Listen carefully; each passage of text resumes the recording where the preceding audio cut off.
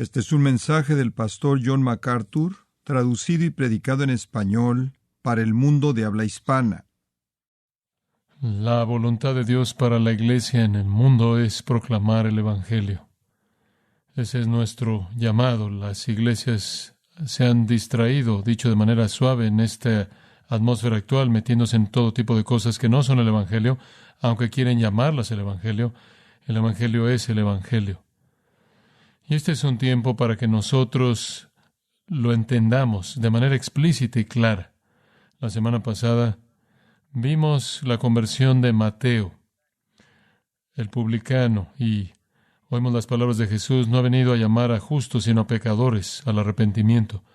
Y esa es la realidad sorprendente del Evangelio, que Dios salva a pecadores, que cuando éramos enemigos, Él determinó salvarnos, que aquellos que son justos en sí mismos y religiosos, por su propia justicia personal, están separados de la esperanza de salvación. Vimos la semana pasada que fueron los fariseos religiosos que pensaban que conocían a Dios y eran los representantes de Dios, que fueron denunciados de manera más fuerte por Jesús, que eran hijos del infierno, y hacían de sus discípulos más hijos del infierno. La estrategia de Satanás está en la religión. La religión falsa es una estrategia satánica en todo el mundo. Cualquier desviación del Evangelio puro y verdadero es una mentira condenadora, pero da la ilusión de conocer a Dios. Usted recuerda en el texto que vimos en Lucas capítulo 5, terminó al recordar que el hecho de que había una ilustración de aquellos que eran religiosos, que estaban contentos con el vino antiguo y no queriendo cambiar a nada nuevo. Eso fue verdad de los fariseos. Era tan verdadero de los fariseos, tan verdadero. Habían 6,000 fariseos o algo así en la época de nuestro Señor en la tierra de Israel. Solo hay una conversión de un fariseo en los 4 evangelios. Una. Amaban el vino antiguo, amaban su religión. Jesús vino a aquellos que no eran religiosos, que fueron confrontados solo con su pecado. El Evangelio siempre va a aquellos que no se están aferrando a ninguna religión falsa. Solo un fariseo en los 4 evangelios viene a la salvación. Quiero contarle su historia. Abra su Biblia en Juan 3. Juan 3. Su nombre va a ser conocido por usted. Su nombre es Nicodemo. Ese es un buen nombre. Significa victoria de la gente común. Nicodemo. Y quiero leer comenzando en el capítulo 3 y versículo 1. Había un hombre de los fariseos que se llamaba Nicodemo, un principal entre los judíos. Este vino a Jesús de noche y le dijo: Rabí, sabemos que has venido de Dios como maestro, porque nadie puede hacer estas señales que tú haces si no está Dios con él. Respondió Jesús y le dijo: de cierto te digo que el que no naciere de nuevo no puede ver el reino de Dios. Ahora detengámonos ahí. Tenemos una responsabilidad como iglesia en cumplir la voluntad de Dios al proclamar el Evangelio. Y el Evangelio aquí está expresado por Jesús como los pecadores necesitando nacer de nuevo. Proclamando el nuevo nacimiento, proclamando el nacer de nuevo, es la prioridad, la responsabilidad más crítica que tiene la iglesia. Nacer de nuevo es un término muy conocido. Libros han sido titulados Nacer de nuevo. Hay muchos libros acerca de cómo nacer de nuevo. Cubrí unos de ellos simplemente esta semana. 5 pasos para nacer de nuevo. Me viene a la mente. Cómo orar para nacer de nuevo.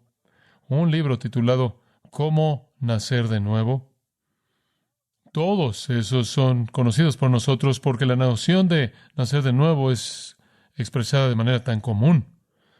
Es parte de la cultura popular evangélica, pero casi nadie parece entender qué es lo que nuestro Señor está diciendo. Es una idea simple: nacer de nuevo.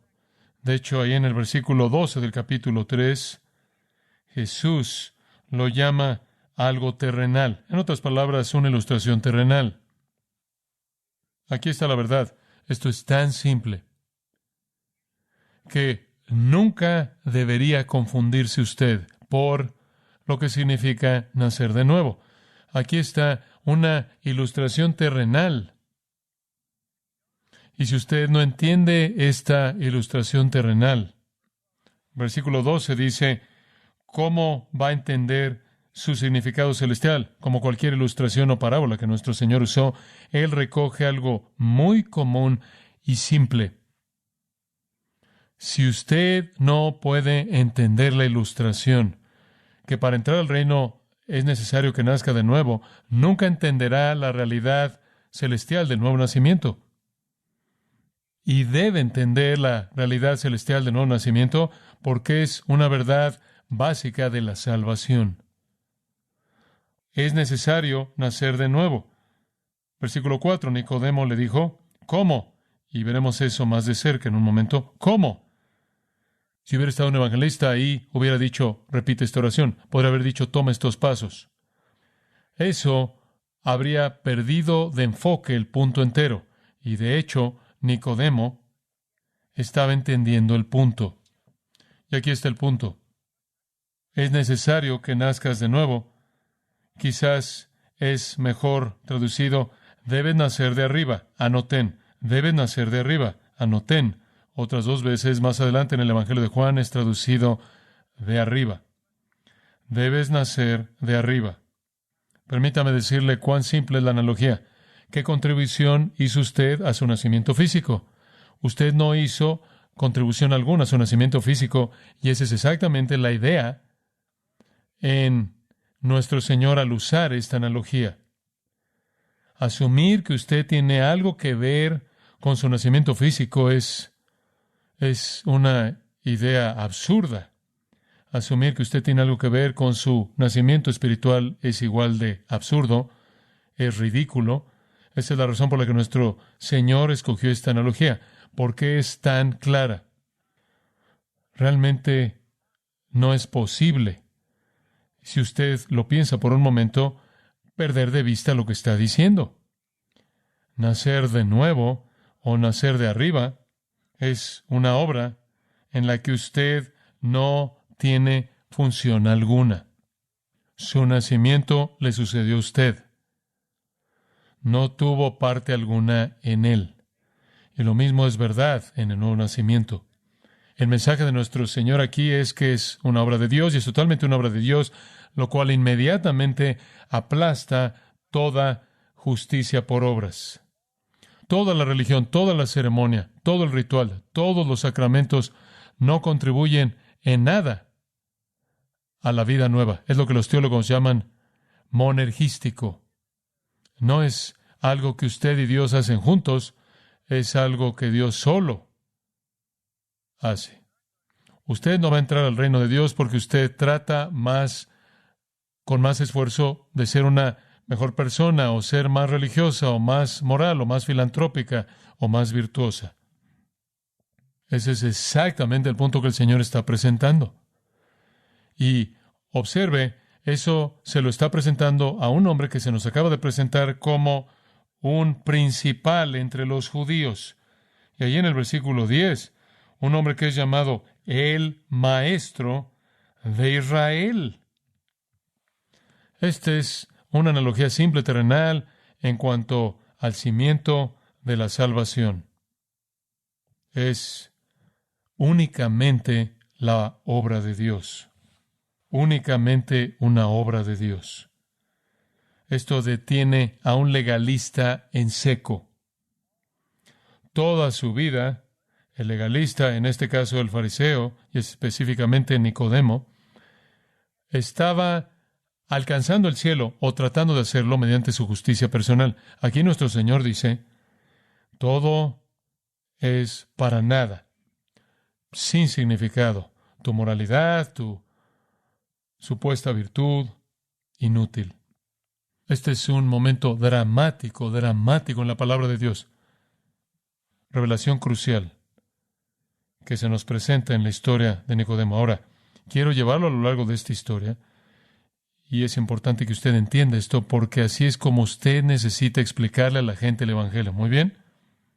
Estoy tratando de enseñarle esto a usted para que usted se lo pueda enseñar a otros, para que podamos hacer lo que Dios nos ha llamado a hacer en el mundo. Y voy a decir esto. He estado aquí, como usted sabe, 51 años y nunca he visto un mejor momento en los 51 años para que seamos la iglesia y proclame el Evangelio. Es increíble. Entonces necesita saber cuál es el Evangelio si usted lo va a proclamar. Esto es más que una historia. Es una historia. Es una historia increíble acerca del único fariseo que se registra que vino a Cristo en los 4 evangelios. Presenta de manera clara que la salvación no es para aquellos que son buenos, no es para aquellos que tratan más duro, no es para aquellos que viven mejor, no es para aquellos que son más morales o más religiosos, o que dejan ciertos vicios o repiten ciertas oraciones. Usted no puede orar para que nazca usted. Usted no tiene más función en su nacimiento espiritual de lo que tuvo usted en su nacimiento físico. Usted está en la misma situación. Usted no tiene ninguna función. Todo es una obra de Dios. Esta es una realidad aplastante para los legalistas, con toda certeza. Ahora, expliquémoslo un poco. Regresa al capítulo 2, al versículo 23. Estando en Jerusalén en la fiesta de la Pascua, muchos creyeron en su nombre, viendo las señales que hacía. Pero Jesús mismo no se fiaba de ellos, porque conocía a todos, y no tenía necesidad de que nadie le diese testimonio del hombre, pues él sabía lo que había en el hombre. Simplemente una nota pequeña aquí, por cierto, Jesús es Dios y por lo tanto es omnisciente. Nadie tiene que decirle lo que está pensando porque él lee sus mentes. Esto es omnisciencia. Y él sabía que estas personas que estaban creyendo en su nombre, viendo las señales que hacía, los milagros, no estaban expresando una fe salvadora. Ellos tenían fe en él, pero él no tenía fe en la fe de ellos. Él conocía sus corazones. Él sabía que era superficial. Si usted avanza un poco más en el Evangelio de Juan, en el capítulo 6, usted ve un retrato del mismo tipo de fe, esta fe falsa. Versículo 14, aquellos hombres, viendo la señal que él había hecho, esto es la alimentación de los miles, dijeron, este verdaderamente es el profeta que había de venir al mundo. Profeta prometido allá atrás en Génesis. Este es el profeta. Entonces creyeron por lo menos que él era el profeta.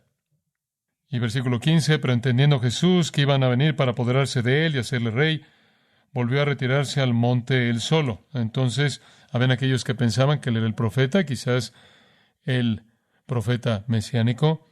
Pensaban que él era el rey mesiánico y querían forzarlo para que él estuviera en su reino.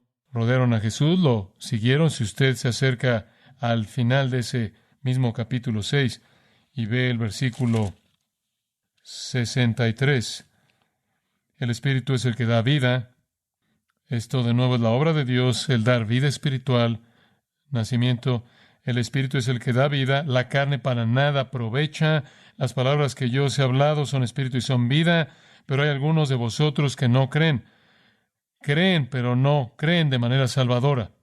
Porque Jesús sabía desde el principio quiénes eran los que no creían y quién le había de entregar. Habían creyentes que no creían siguiéndolo, creyendo que quizás era el Mesías, que quizás era el profeta. Y Jesús dice esto en el versículo 65, es sorprendente. Por eso os he dicho que ninguno puede venir a mí si no le fuere dado del Padre. Wow. Su propio sentido acerca de Jesús no es suficiente para salvarlo usted. Nadie viene a mí con fe salvadora a menos de que le haya sido concedido a él por el Padre. Ese es un eco del capítulo 6, versículo 44. Ninguno puede venir a mí si el Padre que me envió no le trajere. Versículo 66. Desde entonces muchos de sus discípulos volvieron atrás y ya no andaban con él. Los discípulos falsos se fueron. Entonces Jesús le dijo a los 12, ¿queréis acaso iros también vosotros? Le respondió Simón Pedro, Señor. Ahí está la palabra Señor. No solo profeta, no solo Mesías, Señor. ¿A quién iremos? Tú tienes palabras de vida eterna. Y nosotros hemos creído y conocemos que tú eres el Cristo, el Hijo del Dios viviente. Ellos sabían que Él era Dios, el Santo de Dios, y que Él tenía las palabras de vida eterna. Eran los que se quedaron, el resto se fueron. Entonces, lo que usted ve, de regreso al capítulo 2, versículo 23, esta fe superficial y rodeaba por todos lados a Jesús, eventualmente se alejarían.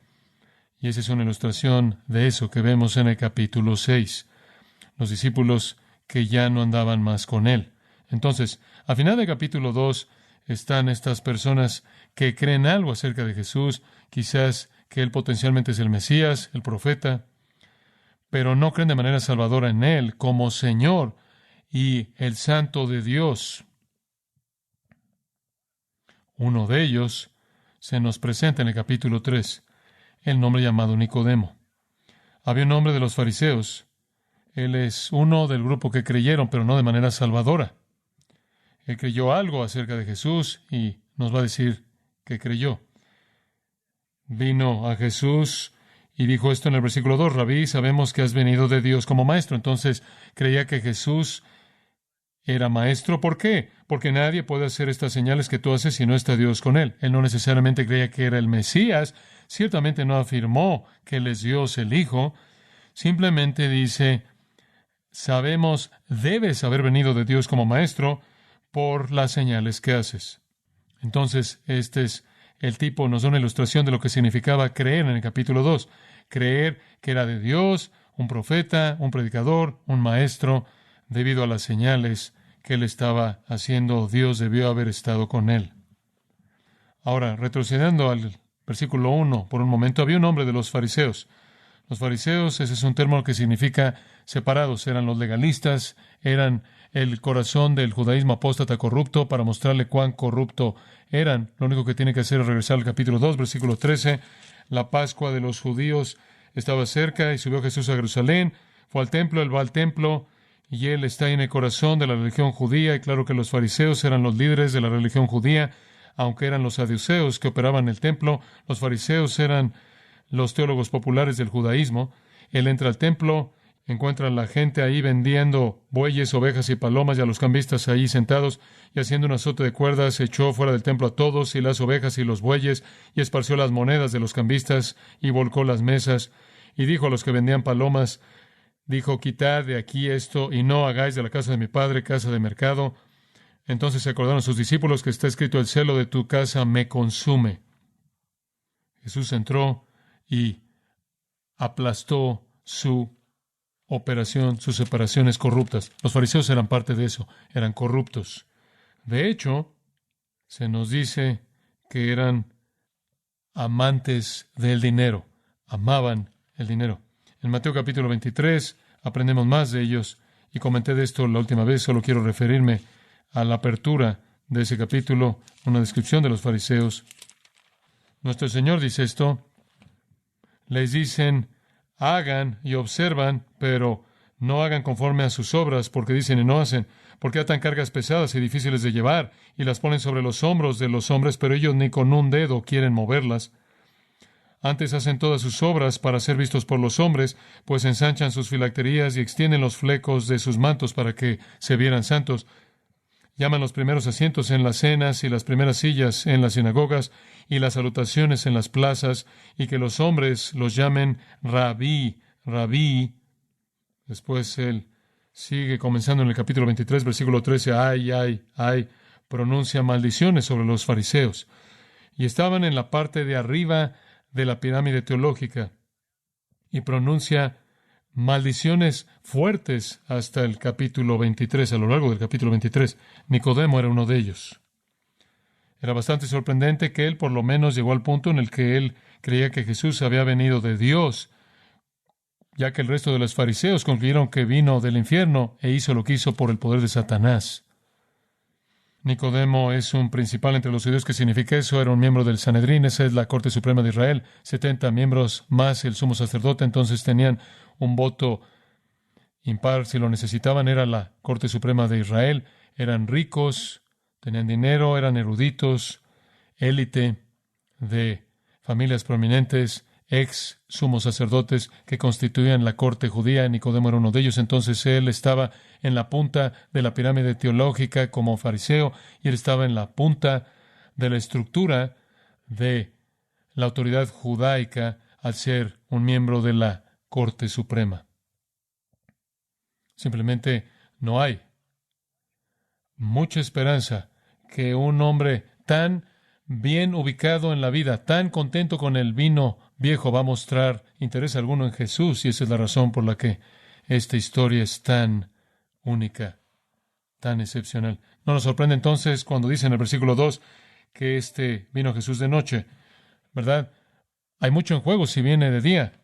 Y le dice, Rabí, esto es bueno, por cierto, Rabí lo reconoció como maestro. Sabemos que has venido de Dios como maestro, porque nadie puede hacer estas señales que tú haces. Él vino. Él estaba interesado, tenía curiosidad. Rabí es muy respetuoso. Las señales, él reconoce que tienen que ser hechas por Dios, no hay otra explicación para ellas. Dios tiene que estar con él. Él estuvo de acuerdo con muchos otros que no habían explicaciones posibles para los milagros que Jesús hizo. Él no está solo, porque dice, sabemos que has venido de Dios, porque es parte del grupo del capítulo 2 que creyó en algún punto hasta cierto grado. Entonces, en primer lugar, aquí hay un testimonio de primera persona plural, de testigo ocular de la autenticidad de los milagros de Jesús, como prueba de su misión divina. Y Nicodemo reconoce eso, y él es amable, y él es respetuoso, él es un religioso profesional, es un teólogo que ama el dinero, es un juez en la Suprema Corte de Israel. Él está en la parte de arriba de todo. Y por cierto, algo de la teología de los fariseos era correcta. Creían en el decreto divino, creían en la responsabilidad moral, creían en la inmortalidad, creían en la resurrección corporal, creían en los ángeles. De hecho, creían en el castigo y las recompensas en el futuro. Pero pensaban que alcanzaban el reino de Dios al observar el ritual, al guardar la ley. Y debido a que nunca vieron el cambio en sus corazones, pretendían ser santos. Este es Nicodemo. Y caminó por el camino menos pisado, only 6,000 de ellos, y vivió la vida más restringida. Era una vida horriblemente restringida. Por ejemplo, no debías ver nada que reflejara tu rostro en el día de reposo, y podías ver una cana en el día de reposo y quitártela y habrías violado el día de reposo. Podías tragar vinagre en el día de reposo para tu garganta irritada, pero no podías hacer gárgaras. Pero el corazón de este hombre está lleno de temor. Externamente él se ve como que él está en control de todo. Esta es la palabra del pecador. Aquí es en donde la gente religiosa está, en la parte de arriba del montón. Ellos tienen todo esto por fuera, pero conocen la putrefacción de sus corazones y no tienen confianza de que están en el reino de Dios. Vamos de la preocupación del pecador a la palabra del Salvador en el versículo 3. Respondió Jesús y le dijo, ¿cómo que le respondió? Ni siquiera hizo una pregunta. ¿Qué quieres decir con que respondió Jesús? Respondió Jesús y le dijo, de cierto te digo, que el que no naciere de nuevo o naciere de arriba no puede ver el reino de Dios. ¿A qué él está respondiendo? Está respondiendo a la pregunta que está en la mente de Nicodemo. Regrese al capítulo 2, versículos 24 y 25.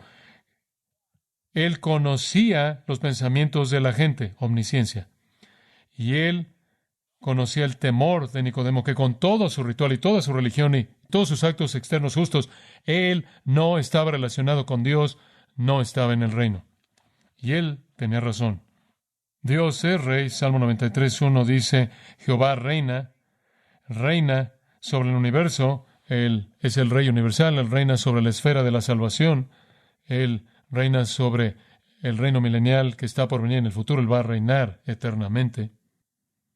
Lo que Nicodemo quería en su corazón era estar en el reino, lo cual quiere decir ser aceptado por Dios, tener la esperanza de la vida eterna. Él quería estar en la esfera de los redimidos, aquellos que son salvos del juicio, aquellos cuyos pecados son cubiertos y perdonados. Él quería estar en relación con Dios para siempre y camino al cielo. Esa era la pregunta en su corazón. Esa es una pregunta muy parecida a la del joven rico en Mateo 19 que dijo, ¿qué haré para tener la vida eterna? Eso no es preguntado por Nicodemo, pero eso está en su mente. Él tenía un lugar elevado en el judaísmo. Abraham era su padre, pero él sabía que Dios no era su padre y no tenía lugar en el reino. La respuesta de Jesús es sorprendente. Versículo 3. De cierto te digo. Eso aparece 25 veces en el Evangelio de Juan. De cierto. Es enfático, es fuerte, significa esto es nuevo, escucha, esto es nuevo. La religión antigua judía decía que todos los judíos estarían en el cielo a menos de que fueran culpables de apostasía o blasfemia. Eso se registra en el Mishnah. Entonces, al ser judío, usted ya estaba en el reino. Eso era lo que enseñaban. Pero Jesús dice, tengo algo diferente que decir de eso. Esto es nuevo. De cierto te digo, que el que no naciere de arriba no puede ver el reino de Dios. Ver quiere decir participar. Eso quiere decir que la religión es totalmente ineficaz, el judaísmo es ineficaz, incluso en su nivel más alto. Y las palabras de Jesús despedazaron de una vez y por todas cualquier supuesta esperanza en la religión. Toda la religión combinada en su nivel más alto es un cero delante de Dios. Toda es inútil. Para estar en el reino necesitas nacer de arriba. Y para cuando usted llega al versículo 8 en este texto, nuestro Señor habrá dicho eso 5 veces. Nacer de arriba, nacer de arriba, nacer de arriba. 5 veces. Y por cierto, Juan recogió eso de tal manera que en su primera epístola, la primera de Juan, él habla de nacer de arriba 6 veces. Y lo que nuestro Señor le está diciendo a Nicodemo es, no hay nada que añadir a tu vida para ponerlo por encima y entrar al reino, lo cual Nicodemo debió haber asumido. Mira, estoy lo más alto que puedo llegar. ¿Cuál es el siguiente paso? Y nuestro Señor dice, no hay siguiente paso. Tu religión no vale nada. No significa nada. Más bien podrías ser ateo. Más bien podrías adorar una roca. Estás tan alejado de Dios. Todas tus obras son obras muertas. No dan vida. No tienes vida espiritual. No tienes relación con Dios. Para tener esa relación necesitas nacer de arriba. Algo tiene que sucederte a ti, que es una obra del cielo. Ahora el Nuevo Testamento recoge esta realidad del nuevo nacimiento. 2 Corintios 5:17, si alguno está en Cristo, ¿nueva qué? Criatura es, nueva creación. Primera de Pedro, capítulo 1, versículo 3. Bendito es Dios y Padre de nuestro Señor Jesucristo, que según su grande misericordia nos hizo nacer de arriba para una esperanza viva por la resurrección de Jesucristo de los muertos. Más adelante en ese capítulo, versículo 23, siendo renacidos, nacidos de arriba, no de simiente corruptible, sino de incorruptible, por la palabra de Dios que vive y permanece para siempre. Nuevo nacimiento. Tito 3 dice lo mismo. Pero vea por un momento Santiago 1. Santiago capítulo 1, en el versículo 17 y 18. Vamos a apurarnos en esto. Toda buena dádiva y todo don perfecto. Eso incluiría obviamente un lugar en el reino, la salvación. Desciende de lo alto. Toda buena dádiva y todo don perfecto desciende de lo alto, del Padre de las luces, un título antiguo judío para Dios, quien es el creador de la luz, en el cual no hay mudanza ni sombra de variación. Él, de su voluntad, nos hizo nacer por la palabra de verdad. ¿Escuchó eso? Eso es inequívoco, es claro. Toda cosa buena dada y la salvación y la vida. Nacer de arriba es una de esas cosas buenas. Es un regalo perfecto. Viene de arriba, desciende de aquel que creó la luz. Y en el ejercicio de su voluntad nos hizo nacer. Él nos dio vida. Las epístolas del Nuevo Testamento reconocen esto. Efesios 2, estaban muertos en pecados, pero en Cristo se les dio vida. Entonces, esto es algo a lo que usted no contribuye. Esto es sorprendente. Esto es sorprendente. Y Nicodemo entiende, versículo 4. Él sabe que Jesús está hablando en ilustración terrenal para presentar un punto espiritual. Nicodemo le dijo, ¿cómo puede un hombre nacer siendo viejo? ¿Puede acaso entrar por segunda vez en el vientre de su madre y nacer? Él deliberadamente, en cierta manera, está haciendo algo torpe. Él dice, bueno, esto es ridículo. Estás diciendo que necesitan nacer de nuevo. Nadie hace eso. Nadie puede nacer de nuevo. Él entiende el lenguaje figurado que se usaba de manera tan común por los rabís y los maestros, y él entiende la analogía. Y su punto es inequívoco y claro. Jesús está diciendo, es imposible. Eso es lo que Jesús está diciendo. ¿Quieres estar en el reino? Es imposible. Ninguna contribución que has hecho o harás te coloca en el reino. Tienes que nacer de arriba. Tiene que descender del cielo. Esto es lo que es tan nuevo. De cierto. Esto realmente es nuevo.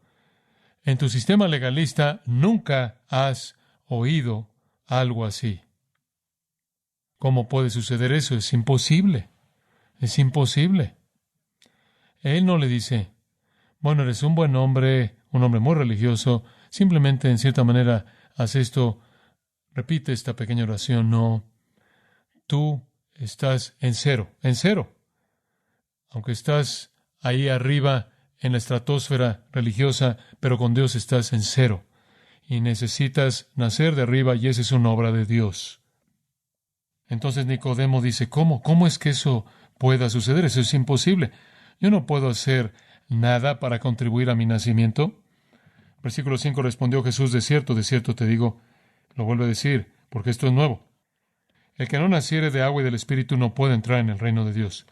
El que no naciere de agua y del Espíritu, ¿qué es eso? He oído todo tipo de respuesta a esa pregunta.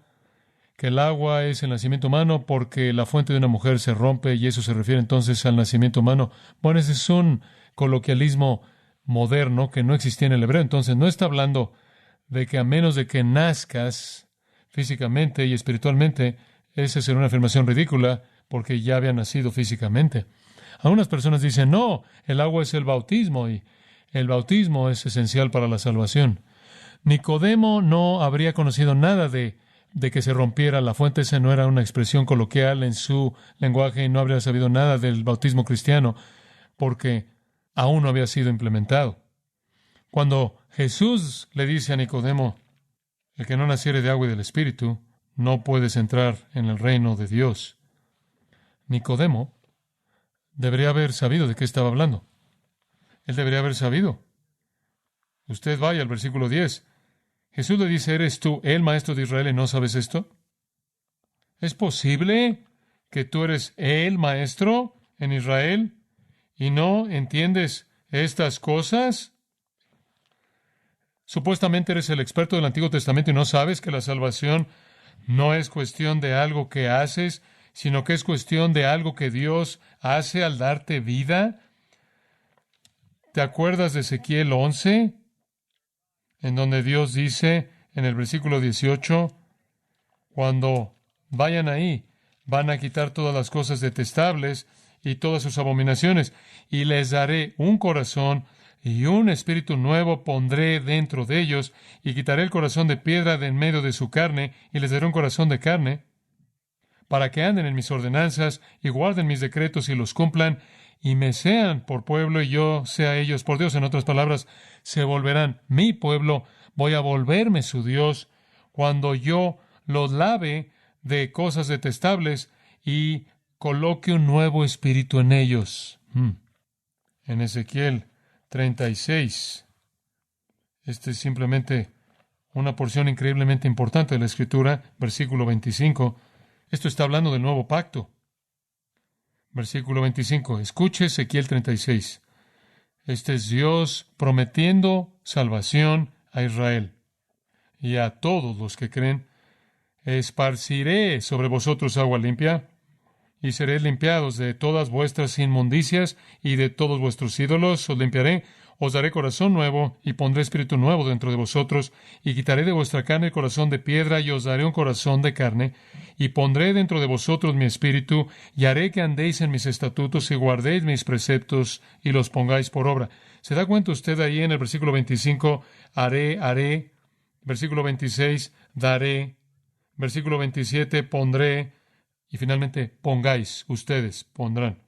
Yo los limpiaré, ese es el agua. Yo pondré espíritu mío dentro de vosotros, ese es el agua y el espíritu. Esto no es oscuro en el Antiguo Testamento. Incluso el profeta Jeremías, un par de lugares, pero le voy a mostrar uno en el capítulo 31. Dice esencialmente lo mismo. Capítulo 31, versículo 31. He aquí que vienen días, dice Jehová, en los cuales haré nuevo pacto con la casa de Israel y con la casa de Judá, no como el nuevo pacto, claro que es ratificado por la muerte de Cristo, no como el pacto que hice con sus padres el día que tomé su mano para sacarlos de la tierra de Egipto, no el pacto mosaico, la ley que rompieron, porque ellos invalidaron mi pacto. Pero este es el pacto que haré con la casa de Israel, futuro. Daré mi ley en su mente y la escribiré en su corazón, y yo seré a ellos por Dios, y ellos me serán por pueblo. Daré. El judaísmo apóstata había pensado que la religión debía ser alcanzada por fuera, la parte exterior de la identidad humana, pero Dios siempre había dicho, yo voy a limpiarlos de sus pecados y voy a colocar mi espíritu dentro de ustedes. Ustedes deben nacer de agua, el agua de la limpieza de la palabra, Pablo la llama, y el espíritu debe ser colocado en ustedes para renovar su espíritu. Deberías saber eso. Eres un maestro en Israel y no sabes y no conoces las promesas del nuevo pacto. La segunda línea de razonamiento, versículo 6. Nicodemo debería haber sabido esto, lo que es nacido de la carne, carne es. Debes saber eso, Nicodemo. Debes saber eso. Debes saber lo que Pablo dice en Romanos 8:8. Él dice, aquellos que están en la carne no pueden agradar a Dios. Debes saber eso. ¿Por qué Nicodemo debía saber eso? Bueno, si usted regresa a Génesis, mi espíritu no contenderá siempre con el hombre, porque es carne. Todo designio de los pensamientos del corazón de ellos es de continuo solamente mal. Regresa a Génesis. Eres carne y todo lo que hay en ti es malo si eres carne. Y Dios dice en el versículo 13 de Génesis 6, el fin de toda carne está delante de mí, porque la tierra está llena de violencia. Él dice en el versículo anterior, toda la carne se ha corrompido en su camino sobre la tierra. Job 15:14. ¿Qué es el hombre para que sea puro? ¿O aquel que es nacido de mujer que sea justo? Salmo 51.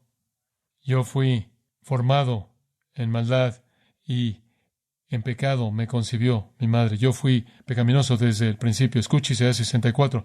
Si bien todos nosotros somos como suciedad y todas nuestras justicias como trapo de inmundicia, y caímos todos nosotros como la hoja y nuestras maldades nos llevaron como viento. Nadie hay que invoque tu nombre. Nadie hay que invoque tu nombre. Wow.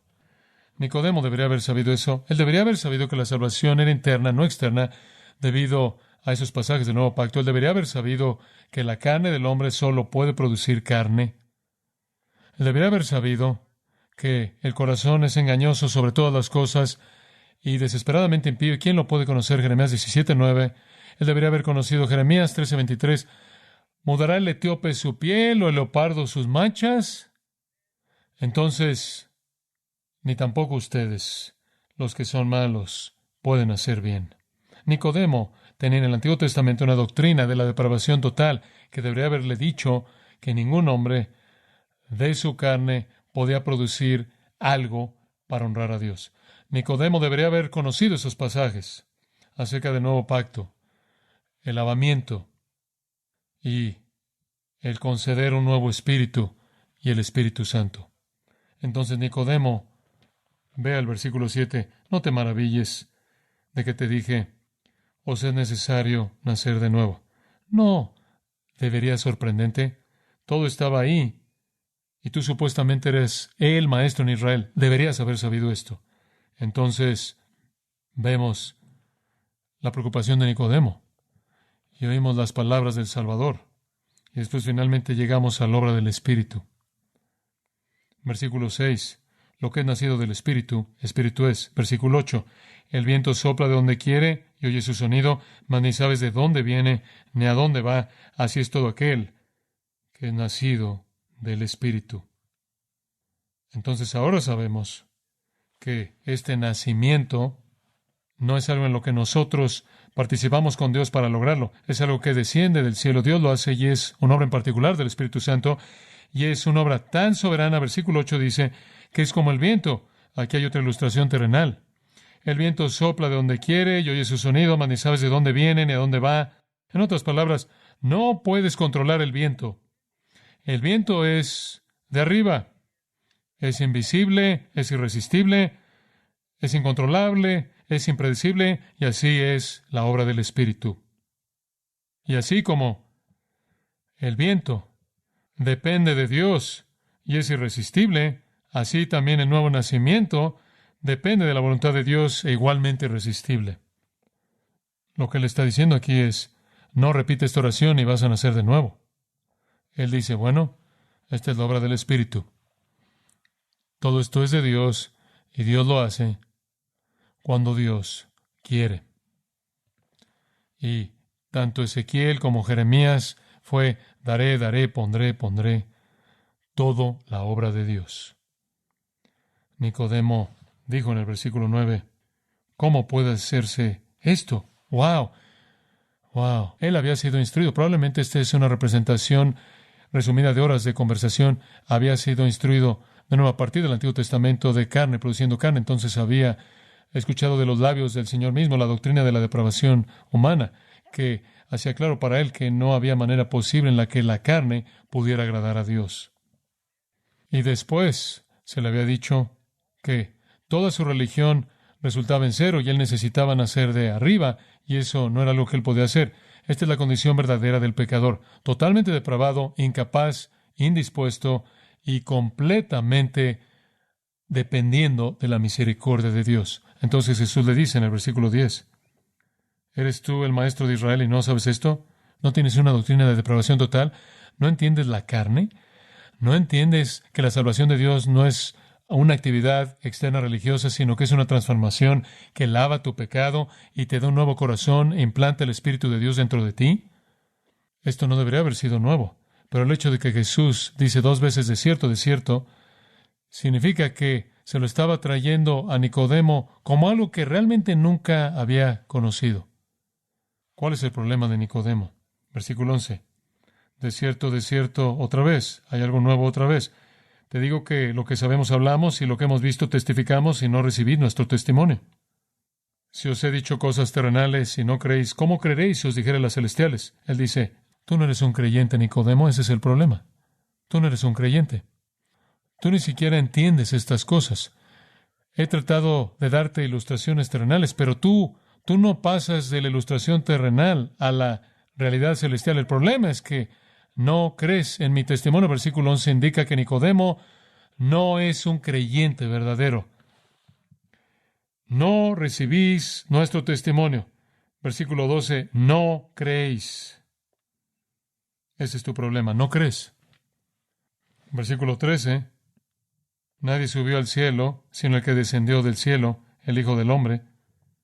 Y como Moisés levantó la serpiente en el desierto, así es necesario que el Hijo del Hombre sea levantado. Y él está hablando de su cruz. Para que todo aquel que en él cree no se pierda, mas tenga vida eterna. Entonces, hay una realidad que se aplica al pecador. ¿Y qué es lo que el pecador debe hacer? ¿Qué? Creer. Creer.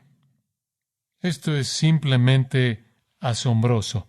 Este es un hombre que ha trabajado su vida entera para entrar al reino. De manera religiosa, moral. Y Él no está adentro, ni siquiera está cerca.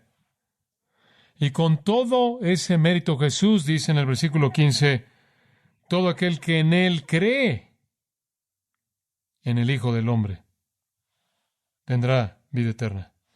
Estas son literalmente las peores noticias posibles para el legalista definitivo.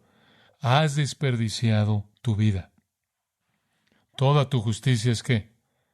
Trapos de inmundicia. Pablo lo llamó excremento. Él era el único otro fariseo que da su testimonio en la Escritura. Esto es simplemente aplastante para la gente que está tratando de ganarse la entrada al cielo. Y peor, no solo no están en el reino, sino que Dios le ofrece el reino a aquellos que no han hecho nada para ganárselo. Y estamos de regreso a donde estábamos la semana pasada, ¿verdad? No vino a llamar a justos, sino a ¿quiénes? A los pecadores al arrepentimiento. Todo aquel que cree, ¿por qué?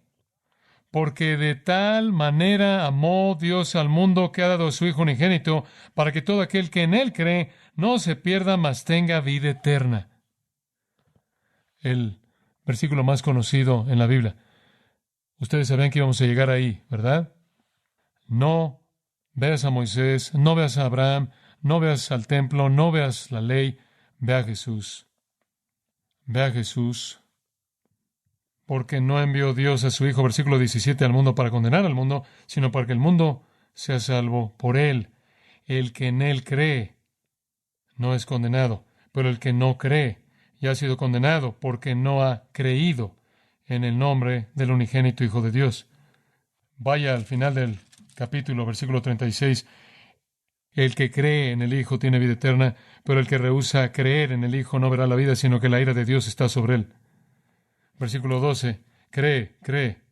Versículo 15, cree. Versículo 16, cree. Versículo 17, indica que la salvación viene mediante él. Al que versículo 18, que cree. Usted no puede ganarse su salvación. Entonces, ¿qué hay acerca del resto de la historia? No vemos ningún comentario ahora de Nicodemo. ¿Qué pasó? Bueno, vayamos al capítulo 7. Le voy a dar el resto de la historia brevemente. Entonces, versículo 40, hay conflicto entre la multitud por Jesús. Algunos decían, Él es el profeta, otros decían, es el Cristo, otros de Galilea de venir el Cristo. Estaban discutiendo por la identidad de Jesús, que no vendría de Galilea. ¿No dice la Escritura que del linaje de David y de la aldea de Belén? Hubo entonces disensión entre la gente a causa de él, y algunos de ellos querían prenderle, esto es, arrestarlo y quitarle la vida. Pero ninguno le echó mano. Los alguaciles vinieron a los principales sacerdotes y a los fariseos, y estos les dijeron, ¿por qué no les habéis traído? ¿Por qué no simplemente lo arrestaron? Los alguaciles respondieron, jamás hombre alguno ha hablado como este hombre. Entonces los fariseos le respondieron, ¿también vosotros habéis sido engañados? La policía ni siquiera podía arrestarlo porque estaban asombrados por lo que dijo él. Versículo 48. ¿Acaso ha creído en él alguno de los gobernantes o de los fariseos? ¿Qué está diciendo eso? Bueno, si los fariseos, que son los más religiosos de todos, no creyeron en él, y nadie en este punto había creído en él, incluyendo a Nicodemo, ¿por qué alguien va a creer en él? Ellos son los expertos. Mas esta gente que no sabe la ley, maldita es. En otras palabras, ellos menospreciaban al hoi polloi. Después vemos esto, versículo 50, Nicodemo, el que vino el de noche, el cual era uno de ellos. Les dijo, ¿juzga acaso nuestra ley a un hombre si primero no le oye y sabe lo que ha hecho? Alrededor de un año antes de la muerte de nuestro Señor aquí, entonces han pasado 2 años, y Nicodemo no ha nacido de arriba. Pero ahora él está defendiendo a Jesús contra el deseo de los fariseos por quitarle la vida. Él todavía no es un creyente, pero no es parte de los fariseos, tampoco. Versículo 52. Respondieron y le dijeron: ¿Eres tú también Galileo? Esta es una broma. Escudriña y ve que de Galilea nunca se ha levantado profeta. Burla y sarcasmo en contra de el Maestro, rico y poderoso, miembro de la Suprema Corte. Han pasado 2 años y ahora él está defendiendo a Jesús. Entonces, ¿cómo termina la historia? Vaya al capítulo 19, versículo 38. Tan maravilloso. Esta es la sepultura de Jesús después de su crucifixión.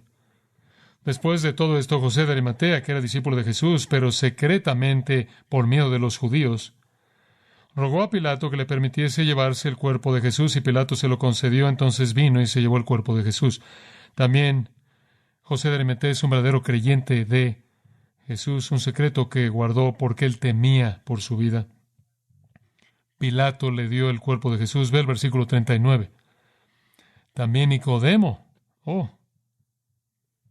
el que antes había visitado a Jesús de noche, vino trayendo un compuesto de mirra y de áloes, como 100 libras.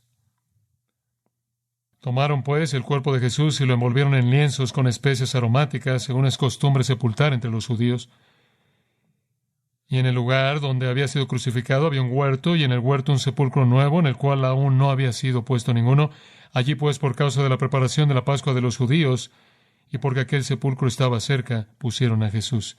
2 hombres lo sepultaron: José de Arimatea y Nicodemo. José de Arimatea, rico, también un miembro de el Sanedrín, pero no un fariseo. Él había nacido de arriba. Y después Nicodemo se apareció con unos 30 kilos de especias. Ese era un volumen de especias apto para la gente más noble.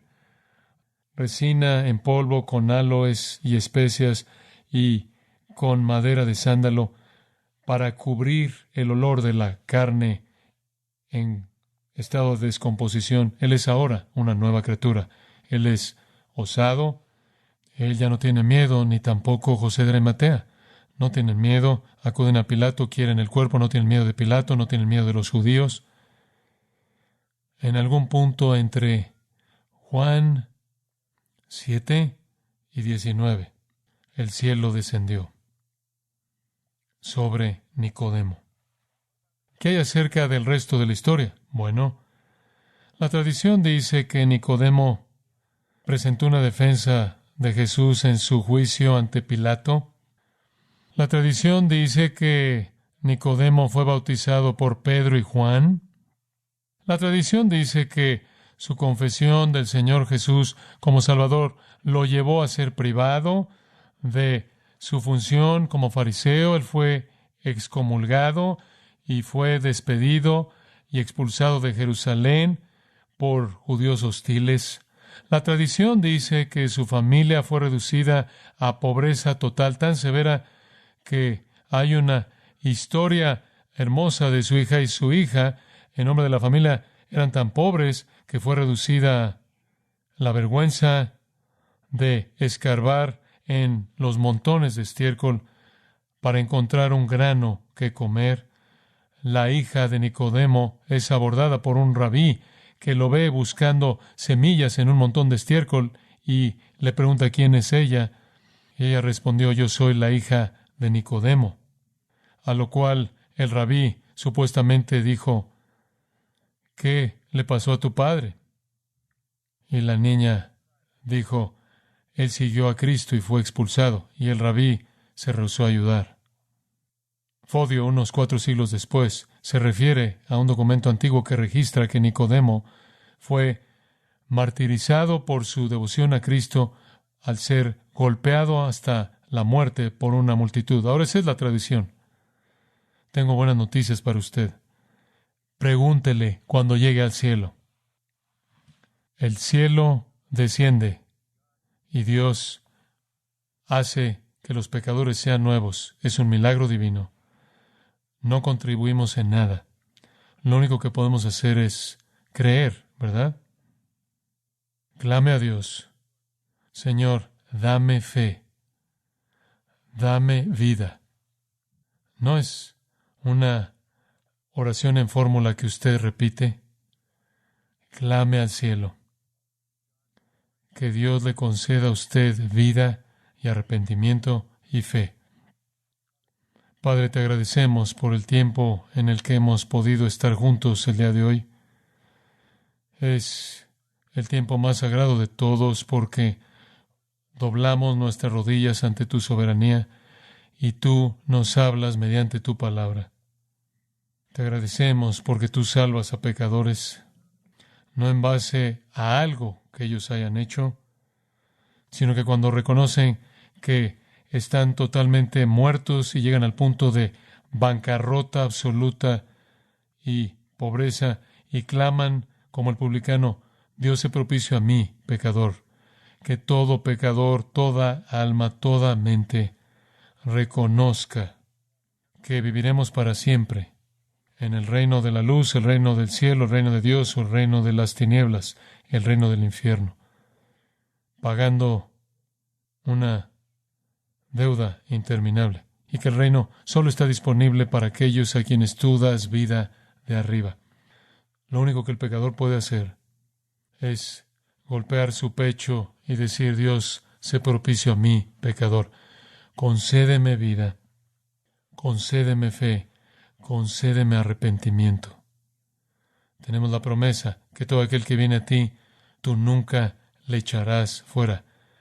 Esos impulsos para venir a ti son impulsos que tú inicias. Entonces, en donde esos deseos se elevan en el corazón, es tu espíritu operando. Trae a gente a tu reino, dales vida de arriba. Que ellos crean en Cristo, el Santo, el Hijo de Dios, Señor y Salvador, crucificado y resucitado de la tumba, y al creer, que tengan vida eterna. Ayúdanos a tener oportunidades para proclamar las glorias del nuevo nacimiento que tú nos has enseñado de tu palabra. Oro, Señor, porque tú bendigas esta congregación preciada de personas. Dales puertas abiertas para hablar de lo que significa nacer de arriba, y que ellos sean instrumentos que tú puedas usar.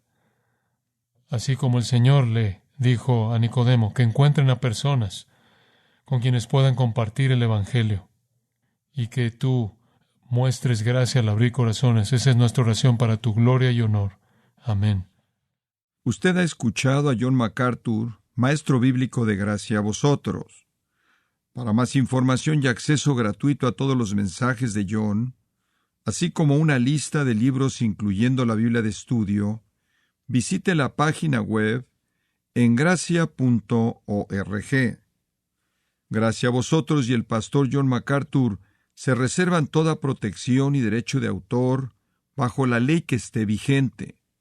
La información de derecho de autor está disponible en gracia.org, que incluye instrucciones para limitar la duplicación de este archivo digital.